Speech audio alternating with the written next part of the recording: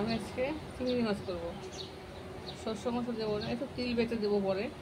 এই যে চিংড়ি মাছে পেঁয়াজ, টমেটো, লঙ্কা, হলুদ, নুন মাখিয়ে নিয়েছি। এই যে চিংড়ি মাছ মাখিয়ে একবার বসিয়ে দেবো। বাগদা মানিকতলা থেকে নিয়ে এসেছি।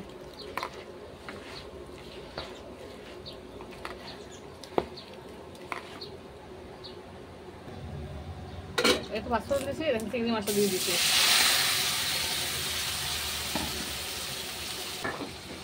দেখুন একটু তিল বাটা দিয়ে দিলাম।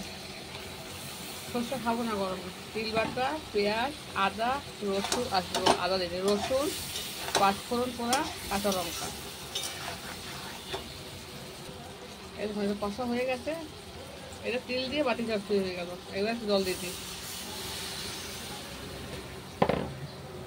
বন্ধুরা, আবার তিল দিয়ে বাটি চচ্চড়ি হয়ে গেছে।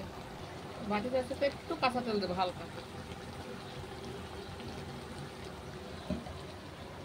এই দেখুন তিল দিয়ে ওই চিংড়ি মাছ বাটি চচ্চড়ি, আর খাসির মাংস, আর ডাল, আর আলু ভাজা। শস্য বাটা দেই নি, শস্য গরম তো খুব, ওই জন্যে। দেখুন দেখতে কত সুন্দর হয়েছে। খাসির মাংসটা কত সুন্দর হয়েছে।